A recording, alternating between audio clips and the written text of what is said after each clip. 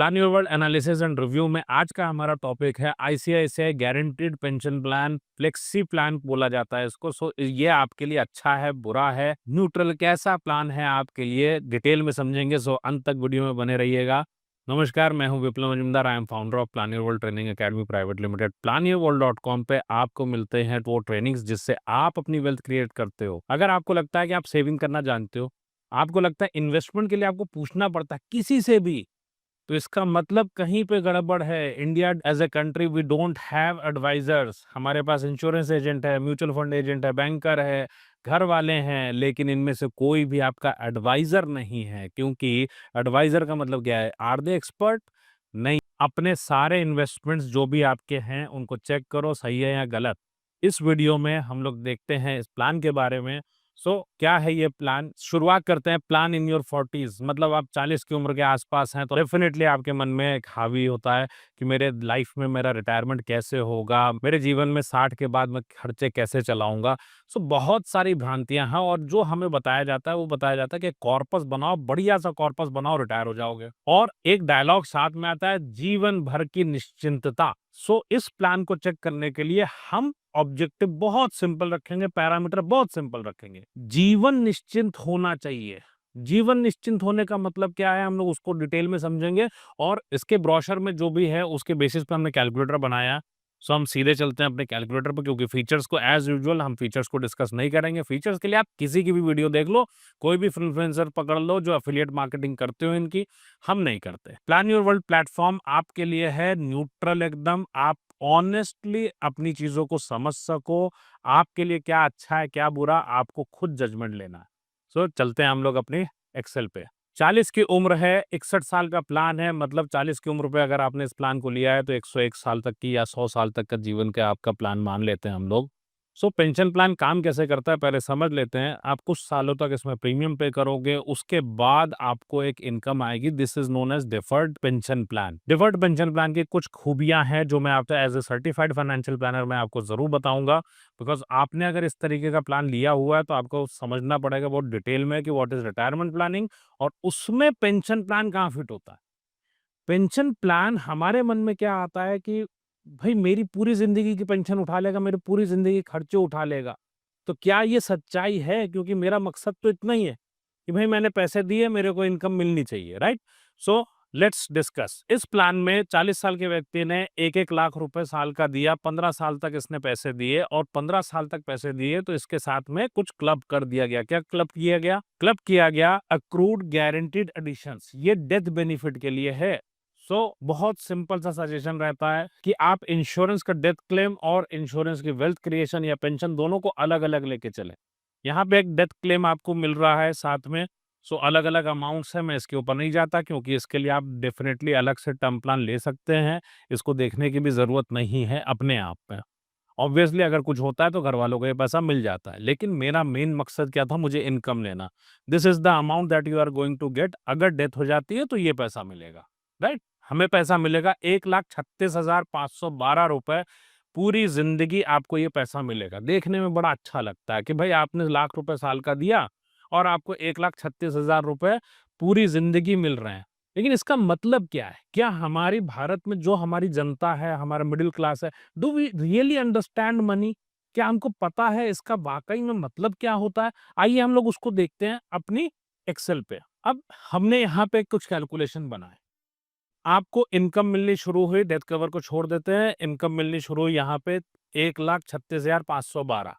What is the value today? इसकी value होती है 46,000 रुपए साल की आज के हिसाब से, 3,000 रुपए महीना आज के हिसाब से। क्या मिलेगा आज का? अगर मैं बात करूं, घर का खर्चा अगर 50,000 25,000 कुछ भी है, so this is 3,000 rupees monthly. कुछ मिलने वाला है?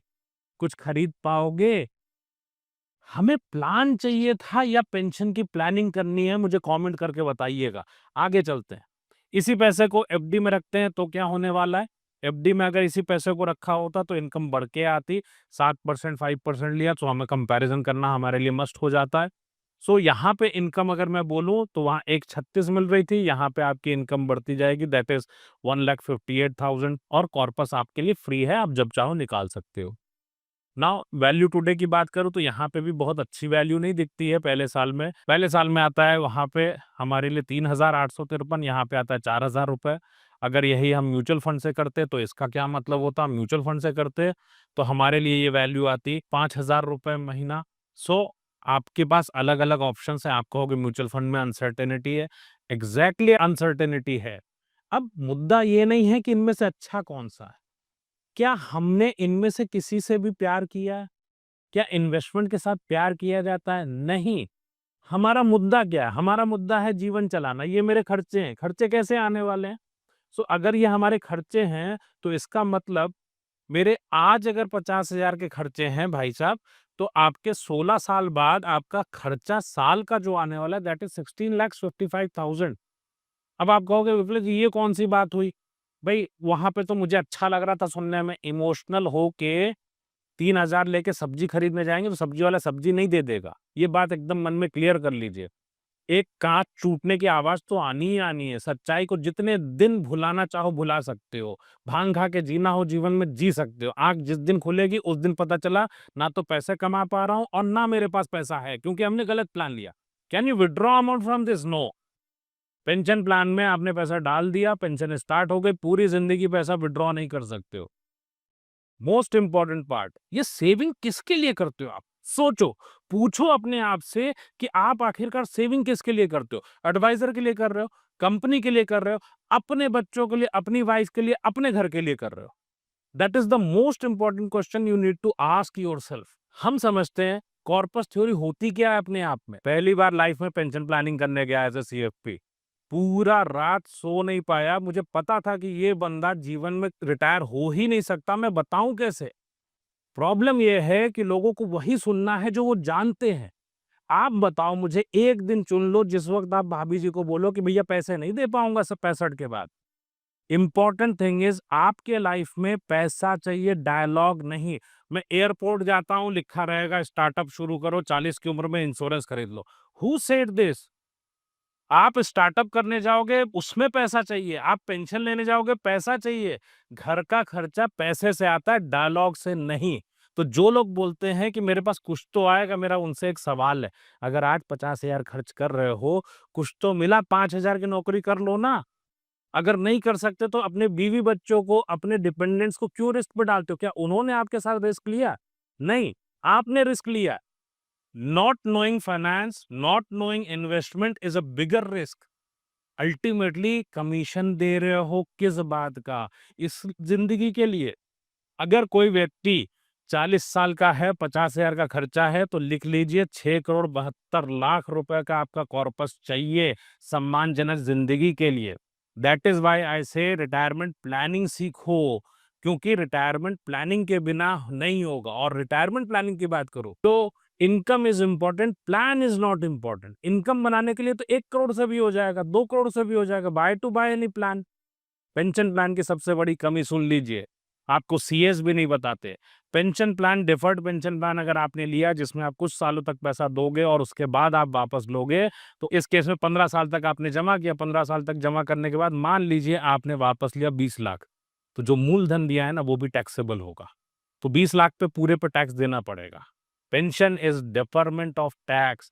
प्लीज अपने पैसे की सेफ्टी देखो, अपने भविष्य की सेफ्टी देखो।